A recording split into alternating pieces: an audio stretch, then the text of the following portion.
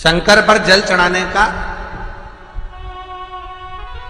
जो भाव वर्णित किया जाता है कि हम शंकर को मंदिर में जाकर जल चढ़ाते हैं तो खड़े खड़े चढ़ाएं कि बैठकर चढ़ाएं। बहुत ध्यान देना साहब।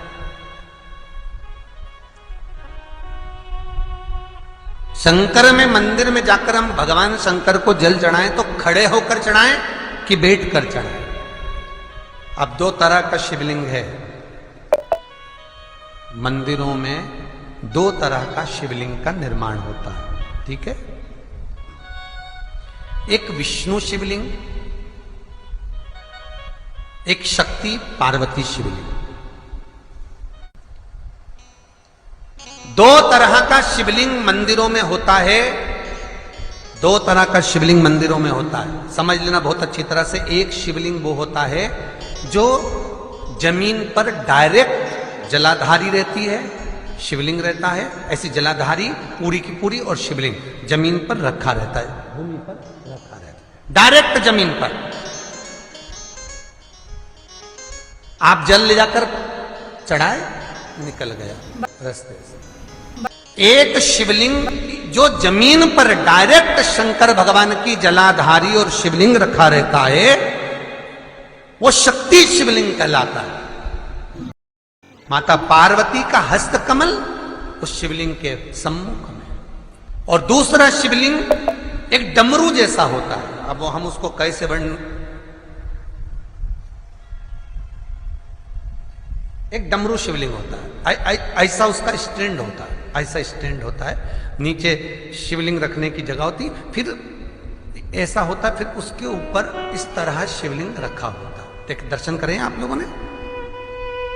अब फिर इसके ऊपर शंकर भगवान का शिवलिंग रखा होता है, ठीक है। इस तरह का जो शिवलिंग होता है, एक डायरेक्ट नीचे रखा हुआ शिवलिंग, और एक भगवान जो नीचे डमरू जैसी आकृति होती है, इस पे जो डमरू जैसा जो भाग बना होता है, ये भगवान विष्णु का हस्तकमल है, और ऊपर का जो भाग है वो भगवान ब्रह्मा का हस्तकमल है। इसको विष्णु शिवलिंग कहते हैं।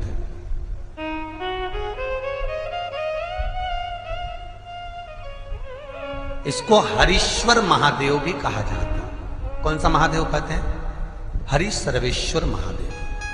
हरीश्वर महादेव भी कहते हैं, हरि सर्वेश्वर भी कहते हैं। तो डमरू जैसा जो शिवलिंग का निर्माण हुआ है मंदिर में, अगर शिवलिंग ऊंचा है, शिवलिंग थोड़ी सी हाइट पर है, ऊंचाई पर है, और डमरू जैसा भाग फिर उसके ऊपर जलाधारी के बाद शिवलिंग निर्माण किया गया है, तो वो विष्णु शिवलिंग कहलाएगा, वो हरीश्वर शिवलिंग कहलाएगा, वो हरि वंश शिवलिंग कहलाएगा, हरीश्वर कहलाएगा। और जो डायरेक्ट सीधे जो रखा हुआ है, 12 ज्योतिर्लिंग के अगर आप दर्शन करेंगे तो कहीं पर भी आपको विष्णु शिवलिंग नहीं मिलेगा, केवल एक कहां पर छोड़, नागेश्वर को छोड़ के बोलिए, केवल एक नागेश्वर, नागेश्वर को छोड़कर बाकी के जितने 12 ज्योतिर्लिंग में शिवलिंग के दर्शन करोगे सब शक्ति शिवलिंग मिलेंगे, सब जमीन पर। आप जितने भी देखेंगे, काशी का देखेंगे, महाकालेश्वर देखेंगे, तो डायरेक्ट जमीन पर जलाधारी बनी है महाकाल बाबा की, डायरेक्ट जमीन पर बनी है, कोई ऊंचाई नहीं है, डायरेक्ट जमीन पर फिर शिवलिंग है। ओमकारेश्वर देख लीजिए, ममलेश्वर देख लीजिए, आप चाहें तो विश्वनाथ देख लीजिए, डायरेक्ट जमीन पर। सोमनाथ देख लीजिए, डायरेक्ट जमीन पर। केदारेश्वर देख लीजिए, डायरेक्ट जमीन पर। भीमाशंकर, वैद्यनाथ, डायरेक्ट। आप वैद्यनाथ जी के लाइव प्रसारण कभी चालू कर देखना, डायरेक्ट जमीन पर, डायरेक्ट। तो जितने भी शिवलिंग हैं सारे के सारे शक्ति शिवलिंग हैं। जो डमरू के भाग पर रखा हुआ है वो हरीश्वर शिवलिंग, विष्णु के हस्तकमल पर जो रखा है, तो शास्त्र कहता है आप शक्ति शिवलिंग का जब जब अभिषेक करें, बहुत ध्यान रखना अपनी जिंदगी में इस प्रसंग को श्रावण के महीने में बहुत ध्यान रखना। आपके आसपास में भी मंदिर हो तो उस पर ध्यान रखना। जो शक्ति शिवलिंग हो उस पर जब भी जल चढ़ाना तो बैठकर चढ़ाना, बैठकर चढ़ाना। शक्ति शिवलिंग पर जब भी जल चढ़े, भले शिवलिंग कितना भी ऊंचा हो, कितना भी ऊंचा हो तो शंघी से चढ़ा दो, पर जल बैठ कर चढ़ाइए। भले शिवलिंग ऊपर है, पूरा तरह से हाथ नहीं पहुंचा, जैसे सोमनाथ जी में अब शिवलिंग कितना बड़ा है, महाकालेश्वर का शिवलिंग कितना बड़ा, तो उसको तो बैठकर स्नान नहीं करा सकते। भले शिवलिंग कितना भी ऊंचा हो, पर अगर भूमि टच है, शिवलिंग अगर भूमि टच है, शक्ति शिवलिंग है, तो भले आधा शिवलिंग नहाए, आधे पर पानी जाए, पर बैठकर ही स्नान कराया जाता है। और महाराज यदि हरीश्वर शिवलिंग है, अर्थात भगवान विष्णु के हस्त कमल पर, ब्रह्मा के हस्त कमल पर यदि शिवलिंग है, तो वो शिवलिंग का जब भी स्नान कराएंगे, अभिषेक कराएंगे, पूजन कराएंगे, तो खड़े होकर ही करना है। और खड़े होने का भी तरीका होता है, दोनों चरण बराबर में रखकर कभी भी शंकर भगवान के शिवलिंग का स्नान नहीं कराया जाता।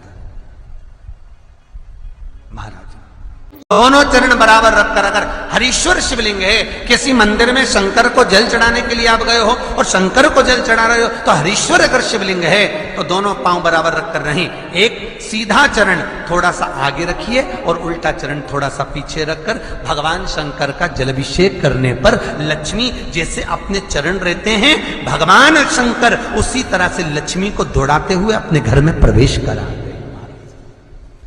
लक्ष्मी भागती हुई, अगर जो पुष्टि मार्ग से जुड़े होंगे, जो भगवान ठाकुर जी की सेवा करते हैं, पुष्टि मार्ग से जुड़े हों, श्रीमद वल्लभाचार्य जी से, वल्लभ कुल बालकों से जिनका ब्रह्म संबंध हुआ है, ऐसे अगर जीव है, वैष्णव जीव है, तो वो दर्शन करते होंगे ठाकुर जी, यमुना जी और महाप्रभु जी का। तो कैसा दर्शन करेंगे? श्रीनाथ जी का दर्शन करेंगे तो दोनों पांव श्री जी बाबा के, मेरे ठाकुर जी के बराबर पर है, नाथ द्वारा वाले श्री जी बाबा के, गोवर्धन नाथ जी के दोनों पांव चरण बराबर। श्रीमद वल्लभाचार्य जी का दर्शन करेंगे तो दोनों चरण बराबर के फोटो में मिलेंगे। पर यमुना जी का अगर आप दर्शन करेंगे, पटरानी यमुना जी का जब दर्शन करेंगे, तो यमुना जी का चित्र का दर्शन करेंगे, तो यमुना हमेशा एक पांव यमुना जी का आगे मिलता है। क्यों? जो वैष्णव ठाकुर का दर्शन करे, श्रीमद वल्लभाचार्य जी के अनुसार भगवत चर्चा करे, उसके यहां यमुना भक्ति निरंतर प्रवेश करती जाए, इसलिए भागता हुआ चरण, दौड़ता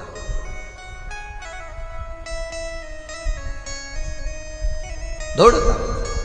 तो शंकर भगवान का अगर हरीश्वर शिवलिंग है, कहीं शिवलिंग डमरू आकृति पर, अगर ऊंचाई पर है, हरीश्वर है,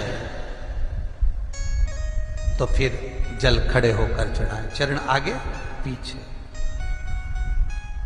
बहुत ध्यान देना महाराज, हरीश्वर शिवलिंग का वर्णन किया महाराज। बहुत सुंदर बात कही है, बहुत ध्यान से सुनिएगा।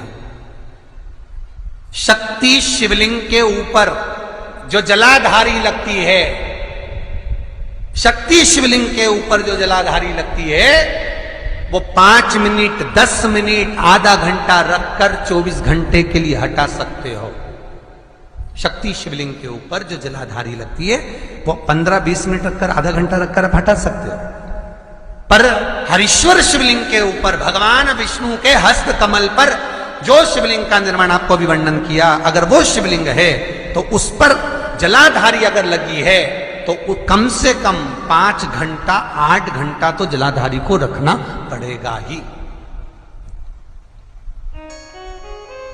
बहुत ध्यान दीजिए महाराज। शंकर जी की प्राण प्रतिष्ठा करते समय, शंकर जी की स्थापना करते समय, शंकर जी को प्राण प्रतिष्ठित करते समय एक एक चीज का ध्यान करना पड़ता है कि हमें कैसा शिवलिंग रखना है, कौन सा शिवलिंग रखना है, कैसे स्थापना करना है, किस भाव का होना चाहिए। शंकर के मंदिर में शंकर जी विराजे हैं, तो गणेश जी, कार्तिकेय और पार्वती की मुद्रा कैसी होना चाहिए, गणेश जी कौन सी सूंड का होना चाहिए।